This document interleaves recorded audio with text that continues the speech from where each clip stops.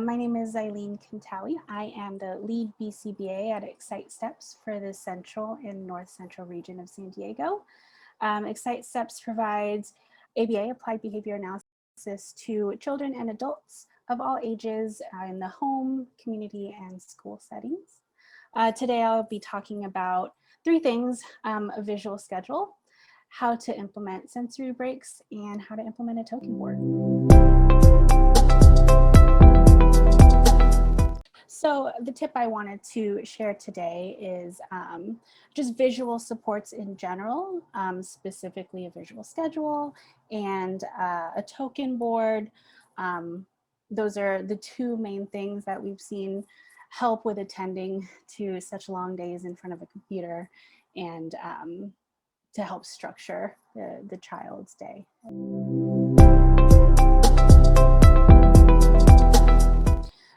So the importance of having a structured system in place to help with attending and motivation really is it gives an idea of what's coming up, what the child is currently doing, what's coming up, and when is it going to end? When are the preferred activities coming? When can I take a break? All of those things, we all use a visual schedule of some sort throughout our day, but having it laid out kind of helps take away the stressors of, I don't know what's coming up next.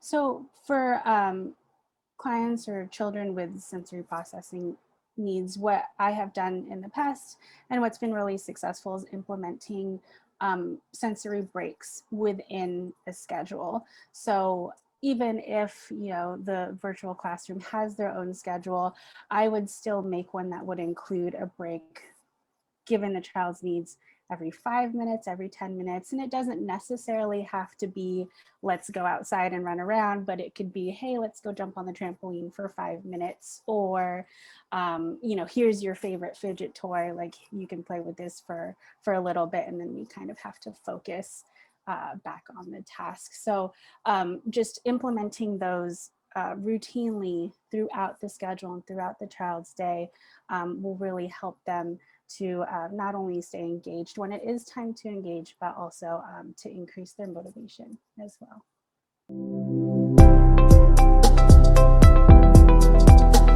Some sensory breaks I like to incorporate in sessions are simple things like dancing it out, right? Choosing their favorite song and just dancing it out. And a lot of the time to dance with mom or dad or is reinforcing in and of itself, right? To just kind of get the sillies out. Those are my favorite ones. Or if there is, if the kid really requires like deep pressure, like maybe like a deep hug or some squeezes or things like that. Sometimes we incorporate a big yoga ball to do some bounces on that could help with getting that sensory input as well. And then I've had some kids that just like to run around the house, run and scream, and that's okay. And, to kind of get it out 5 laps or whatever they need, and then they're ready to come back and focus.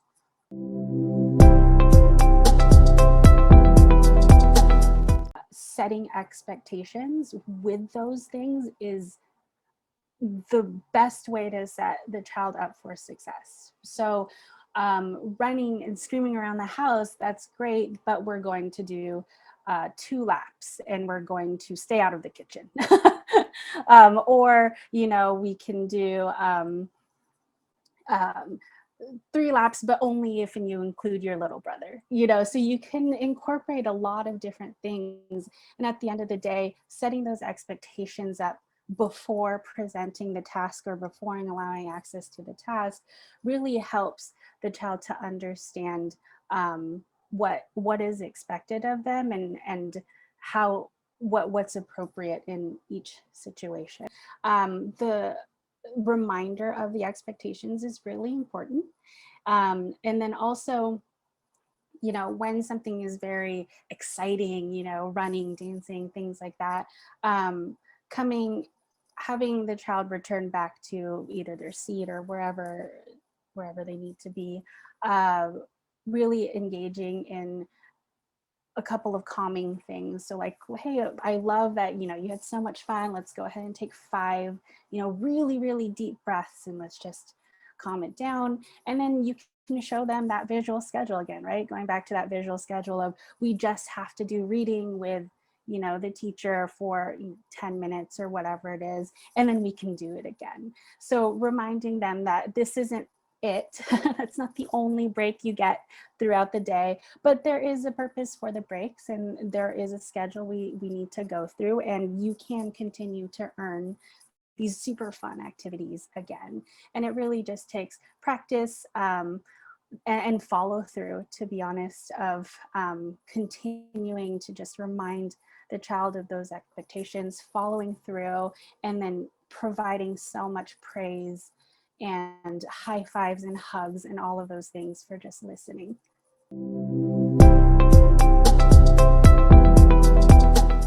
I would suggest implementing a token board just as another step or another visual to show the child when they are earning those super fun activities. So sometimes with a visual schedule, it's too delayed, right? Or it's too abstract to know, okay, I have to read, but I don't know how long I have to read or how many pages I have to read. And so implementing a token board, and we've seen like the laminate and the really fancy ones, and those are all beautiful and perfect. But sometimes on a really tough day, for a kid who may not usually need a token board, they just need some extra motivation. You can write it on a sheet of paper, just 5 boxes or however many. 5's usually standard. You can do 3, whatever works with you and your child. And they can earn happy faces or stars, or if the parent is an artist, they can earn beautiful dogs and cats or whatever you want to draw in those squares. But those are extra motivators to really structure the time, and say, like, you will eventually get to what you really want, what you really want to earn.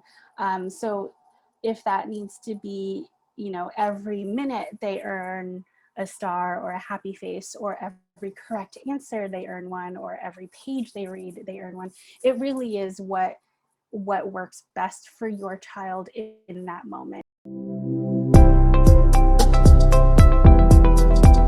Quite honestly, if you're, doing all of these things and it just isn't working, or it's too much to manage, it's never a bad thing to ask for help. There are a lot of people in this field who, dedicate their lives to implementing token boards so that you don't have to, so that we can work on that generalization with the family. Give us a call, give anyone a call, really, and we can get the support to you and your family.